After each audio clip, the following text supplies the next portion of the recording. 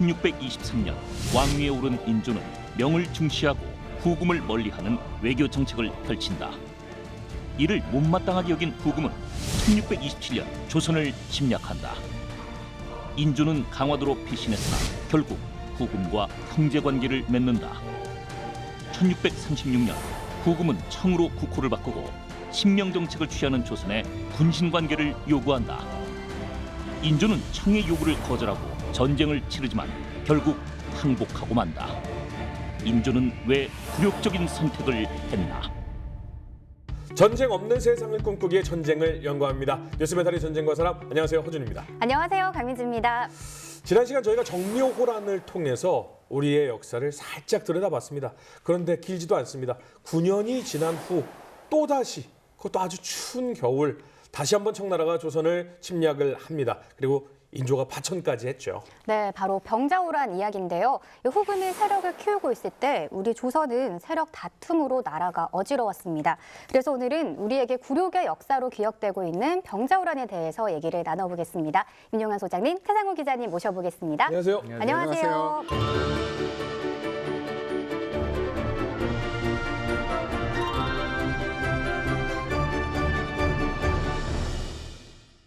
네, 지난 시간에 정묘호란을 했잖아요. 오늘은 병자호란입니다. 제 얕은 지식에 의한 바로는 정묘호란은 후금이 쳐들어온 것이고 병자호란은 후금에서 청유로 이름을 바꾼 청나라가 쳐들어온 것이라고 알고 있는데 맞나요? 네, 정확히 맞습니다. 1636년 4월에 후금의 왕이었던 홍타이지가 황제로 즉위합니다. 그러면서 국호를 청으로 바꾸죠. 그러니까 이제 조선 관계도 달라지는데 정묘호란 때는 처음에는 이제 명하고 단교하라고 그랬는데 조선이 못하겠다. 자식이 어떻게 아버지를 바꾸냐. 그러니까 그래 뭐 좋아. 그러면 우리를 형으로 해. 형제는 뭐 있어도 같으니까. 되잖아. 그건 위아래가 아니라 약간 그 같은 라인이니까. 그렇죠. 네. 그래서 형이 황제로 승격했기 때문에 네. 양자 태계를 해야 되는 거죠. 누가 아버지가 될 것이냐.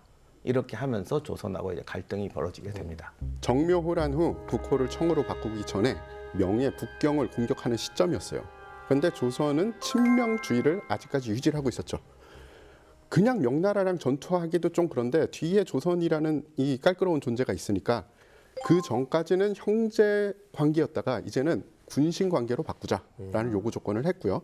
그냥 그것만 하기도 또 요건 모자라. 그래서 황금 그리고 전마 그리고 정병을 요구를 한 거죠. 조선에서는 일단 그걸 못하겠다라고 하고 서로 이제 치고 뭐랄까 이렇게 논의가 오고 가다가 결국은 이제 전쟁으로 발전하게 되는 거죠.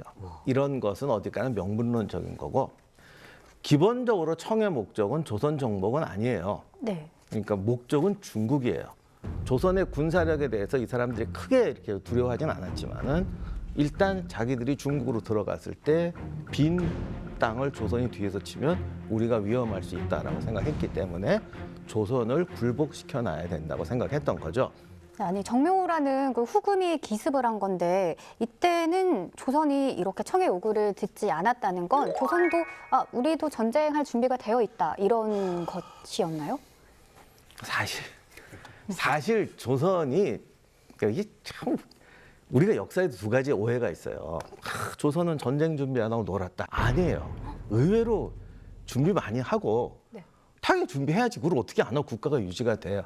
그래서 기본적인 게 일단 방어 전략을 보면은 압록강, 청천강, 대동강, 임진강을 건너야 서울까지 옵니다. 네. 그러니까 이 강을 중심으로 방어선을 치는 것이고 중간에 방어 거점을 만들죠. 그래서 거기서 최대한 저지를 해줘야 돼요.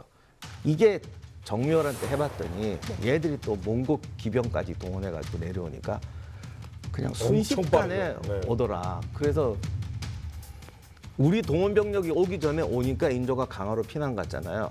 그래서 나름대로 그걸 반성해서 그래서 이제 황해도에 또 굉장히 노력해서 3차 방어선을 만들고 우리나라 인구의 절반 이상이 이제 삼남 지방에 있거든요. 그러니까 삼남 지방 병력을 모아서 어디로 집결시킨다.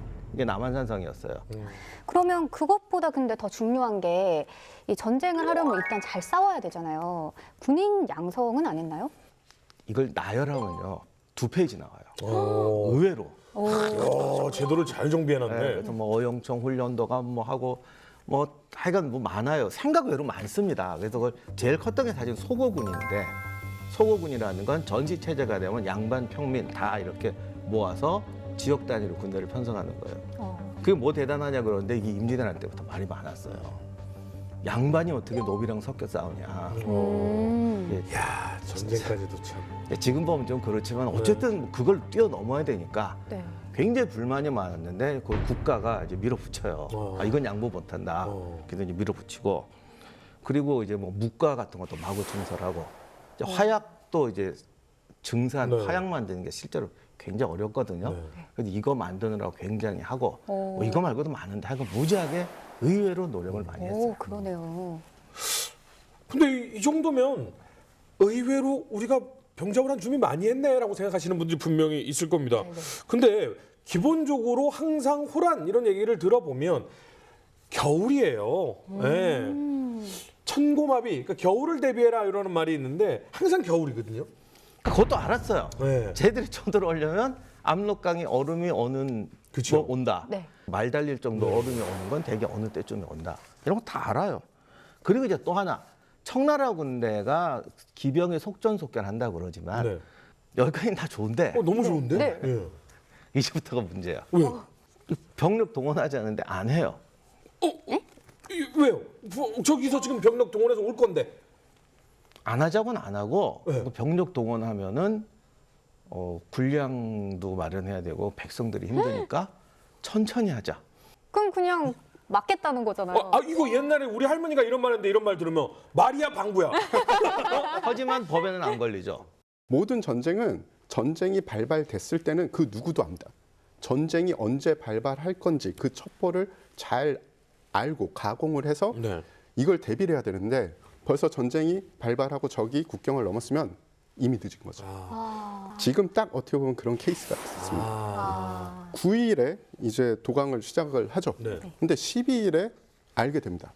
근데 또 상상 초월이잖아요. 이쪽이 뚫고 들어오는 속도가. 특별 기동 부대를 편성을 해가지고 그러니까 얘들은 이미 조선의 대책을 다 알아요.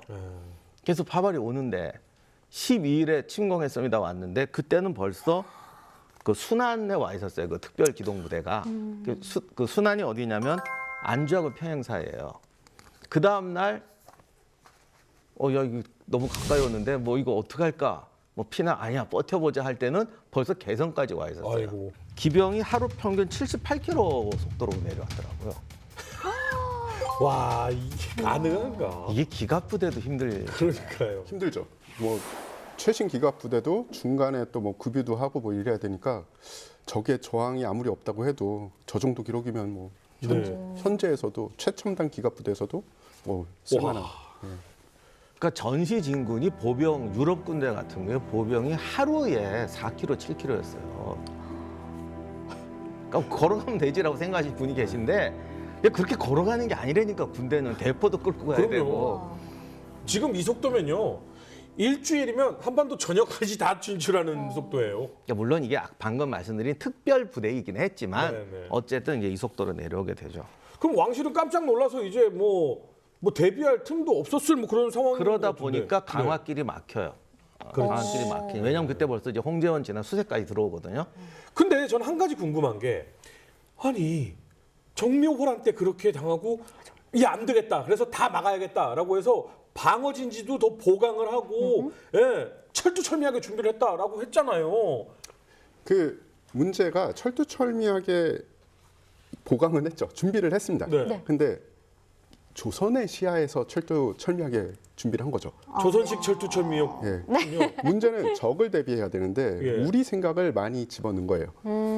일단은 이 전투는 사실 군인들이 하지 않습니까? 그렇죠. 군인들이 경험 많은 군인들이 어마어마하게 중요합니다. 특히 패전일수록 우리가 진 전투일수록 네. 그렇죠. 네. 그래야지 살아남은 사람들이 이렇게 해야 살아남는다. 그럼요. 이런 교훈을 계속 그럼요. 물려줄 수 있거든요. 네. 강평을 제대로 해서 이런 행동은 좋았고 이런 행동은 잘못됐다라는 게 전파가 되고 모두 다 인지를 해야 그 다음에 제대로 된 건설적인 그렇죠. 전술을 하죠. 네. 그런데 조선은 문화가 그렇게 그런 문화가 있지는 않았던 것 같아요. 아쉽게도. 전쟁에 있어서는 정말 아쉽네요. 네, 그럼 청이 확실히 뭔가 좀 더 치밀해 보이긴 하는데 이 청군이 한양으로 들어오기 직전이잖아요. 조선 왕실은 이때 어땠나요? 왕실 가족들은 14일에 미리 강화로 피난을 합니다. 근데 인조는 뒤늦게 출발하다가 이제 그때 벌써 이제 논의가 이제 막 여러 가지가 나와요. 그러니까 적은 소수일 거다. 네. 그러니 이제 우리도 그 정도 병력은 있다. 500명이 없겠어? 그러니까 도감군 500명 그때 모래내로 보내서 모래내로. 싸우자. 어. 쟤들 싸울 수 있다. 그래서 거기서 이제 막고 강화로 가자. 그게 아마 강화로 가는 제일 빠른 길이었나 봐요. 그러니까 근데 좀 찝찝하잖아. 그때 지면 어떡해. 그랬더니 이한이 저 남쪽으로 남태령 넘어서 아래쪽으로 돌자. 지금의 사당 남태령 그쪽으로 넘어서 과천 경마장 그렇죠, 넘어서. 그렇죠. 예, 예. 그 삥 돌아서 가자. 네. 근데 불안하지. 그리고 제3의 방안이 포기하고 남한산성으로 가자. 왜 남한산성이죠? 그때는 남한산성이 원래 삼도 집결지. 징병의 집결지였기 네. 때문에 요새화를 많이 시켜놨어요. 아, 제일 예, 튼튼하다고 아까 그러니까 생각했군요. 전쟁 준비하면서 가장 준비를 많이 한 곳 중에 하나였어요. 근데 다만 이 목적이 왕이 들어와서 하려는 건 아니었고 그 삼도의 징병들을 네네. 잠깐 삼도의 그 징병들을 모아놓는 주둔지로만 개발한 거죠. 만남의 광장으로 만들어 놓은 거군요. 후금은 청으로 국호를 바꾸고 조선의 군신 관계를 요구한다. 친명 정책을 펴고 있던 조선은 청의 요구를 거절하고 결전의 의지를 다진다. 청의 요구가 무시되자 홍타이지는 10만 대군을 이끌고 조선을 침략한다. 청군이 한양으로 들어오기 직전 인조는 소현세자와 대신을 거느리고 남한산성으로 피신한다. 이제 남한산성에 예기치 않게 오게는 됐지만 그 남한산성 자체에 그 지금으로 하면 남한산성 사단이라고 할 수 있는 수호청도 있었고 그리고 이제 주변 지역에 병력들이 있어가지고 한 13,000명이 남한산성에 모이게 됩니다. 네. 이 13,000명이 지금은 아무것도 아닌 것 같지만 그죠. 조선 전기 15세기, 16세기까지 조선이 동원했던 병력 중에서 가장 많은 게 2만 3만이에요. 최대 병력이 임진왜란 전에. 최대 병력의 절반 이상은 모았네. 그렇죠. 그냥 그 정도 꽤 많이 모은 네네. 거죠. 뭐 함경도, 강원도 전국 8도의 군대가 남한산성으로 집결하면 승산이 있다. 네. 우리나라가 이럴 때 좋은 게 별로 안 커가지고 금방 모여. 웬만하면 3일에서 5일이면 온다. 네네. 이 언제나 플랜 A가 있고 플랜 B가 있잖아요. 네. 1계획과 2계획이 있는데 1계획은 방비가 잘 돼 있죠. 네. 안타깝게 거기가 강화도입니다. 남한산성에 아예 방비가 없었다. 그건 아니죠. 그렇죠. 남한산성도 이 계획에 포함되어 있었으니까. 네. 하지만 1계획이 아니니 이게 뭐 식량도 한 달 정도. 그리고 모든 전략 물품이 굉장히 부족했어요. 강화도에 비해서. 왜냐면 잠시 임시로 모인 요소이기 때문에 그럴 수밖에 없다라는 생각이 드는데 그럼에도 불구하고 남한산성 전투는 꽤 치열했어요. 조선군이 야습을 해요. 좀 이렇게 나가서 막 성밖에 나가 싸우는데 하다 보니까 이제 재상들도 막 그래요. 나 이런 군대 처음 봤습니다. 우리가 이렇게 잘할 줄 몰랐습니다. 우리 군대가 이런 건 줄 저도 처음 알았습니다. 막 장군들도 그래요. 용사들도 튀어나오고 병살도 숙달이 되고 야 이럴 줄 알았으면 처음부터 훈련 좀 시켜서 좀 세게 붙어볼 걸 뭐 이런 이제 소리까지 하게 되는데 이게 1번이 정답이었는데. 근데 나중에 이게 사실은 거꾸로 역작용이 되는 게 이러다 보니까 안에서 그 척하파들이 더 기세가 세져요. 아니 근데 기자님, 이 남한산성에서 그래도 잘 버틴 게 실전에 영향이 좀 있었다. 왜냐면 계속 치고받으면서 실전이 좀 있었다라는 얘기가 있는데 실제로 실전을 한번 거친 부대와 그렇지 않은 부대 차이가 큰가요? 그죠. 전쟁터를 가본 제 경험을 바탕으로 말씀을 드리면 네. 일단 그 누구더라도 실전에서 살아남으면 아 내가 살아남았다. 네. 난 이제 고참 병사야. 이런 자신감을 느끼게 돼요. 그렇죠. 아무래도. 네. 남한산성에서도 밤에 야습을 네. 계속적으로 시도해서 그런 이제 병사들이 생기기 시작한 거예요. 네네. 어느 정도 전투력도 갖추고 네네. 이제 어떻게 하면 살아남는다. 그런 식으로 해서 이제 전우들과 이제 전우회가 생기는 거죠. 끈끈해지지 이러면. 네. 네, 조선군이 여튼 생각보다 능력 발휘를 잘하면서 버텨주고 있었습니다. 그러면 그 8도 병력을 결국 어떻게 되나요? 남한산성으로 집결을 하나요? 이건 뭐 그냥 간단히 말씀드리면 전쟁에서 절대 하지 말아야 될 게 내 동선을 예측하고 가는 거예요. 남한산성이 있으니까 오는 길이 뻔하잖아. 그렇죠. 그리고 팔도 연합군이 왕이 위험하다 그러니까 다 따라와요. 아, 그래서 완전히 각계격파를 하는 거예요. 아무래도 그렇죠. 오는 조금씩 길이 오니까. 중부 쪽으로 올 것이냐 경부 쪽으로 올 것이냐 뭐 이렇게 라인들이 좀 정해져 있으니까 그렇죠. 각계격파를 당하기 시작하는 건데 그 와중에 더 힘든 게 겨울이다 보니까 식량 수급이 또 원활치 않았을 거 아닙니까? 그죠. 식량 수급도 문제인데 일단은 날씨 자체도 문제입니다. 춥죠. 이 실제 전투에서 추위가 얼마나 큰 변수로 작용을 하냐 하면요. 일단 부상을 당하면 네, 출혈이 나죠. 그렇죠. 네, 칼에 찔리든 화살에 맞든 창에 찔리든 피가 납니다. 그러면 피가 많이 빠져나가면 이제 그 뒤따라와서 쇼크가 와요. 네, 쇼크가 온 다음에 저체온증이 옵니다. 네. 추웠을 때 만약에 이 정량 이상의 식량을 먹을 수가 없다. 그러면 추위는 훨씬 강하게 느껴져요. 그리고 알맞는 피복이 없다. 그러면 이제 동사자들이 속출을 한다. 가만히 덮고 자고 막 그러는데 네. 그 겨울 동안에 그래도 버텨요. 한 달 동안 옷 한 벌로 다니까 막 네. 나중에 다 찢어지고 그랬대는데 안에다가 지푸라기 막 집어넣고. 그 추위를 이겨내서 혹한 길은 넘깁니다. 근데 여기서 이제 청나라가 더 이상 왜냐하면 시간을 끌면 안 되니까 자기들이 네. 이제 압박 수단을 쓰는데 연구를 해요. 어떻게 해야 이걸 항복을 시키나. 그래서 이제 두 가지인데 인질극. 그래서 강화를 공격합니다. 공주와 왕비가 그다음 또 그래도 안 하니까 이제 대포로 포격전을 합니다. 의도적으로 성벽을 쏘면서 성첩을 다 깨트려요. 네. 이렇게 되니까 이제 방어가 불가능한 상태가 됐다는 걸 병사들이 알죠. 그리고 이제 최후 통첩을 해요. 며칠까지 항복 안 하면 우리도 그럼 포기하고 들어가서 쓸겠다.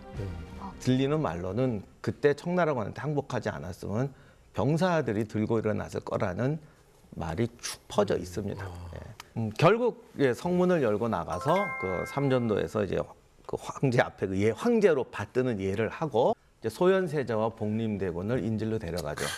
결국 조선은 청에 무릎을 꿇었고요. 청은 왕자까지 인질로 데려갔습니다. 만반의 준비를 했었지만 또 이야기를 듣다 보니까 아프기도 하지만 안타깝고 또 답답하기도 했는데요. 오늘 무얼 좀 저희가 배워가면 좋을까요? 여러 가지가 있지만 오늘 한번 드리고 싶은 말씀은 큰 군사 정책에서도 이때가 어떻게 보면 장군들 수준이 제일 높았던 때예요.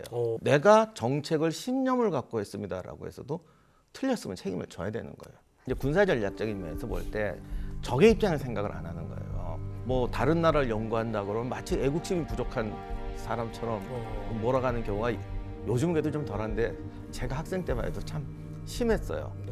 서양사 전공한다 그러면 넌 애국심이 없구나. 뭐 심지어 이런 말 하는 경우도 내가 봤으니까. 우리나라에 대해서는 아니? 근데 전쟁이라는 건 기본적으로 적한테 맞추는 거야. 쟤들의 목적이 뭔지, 쟤들이 무슨 생각을 하는 건지. 그건 손자도 그랬어요. 적한테 맞춰야지 내 마음대로 하는 게 아니거든요.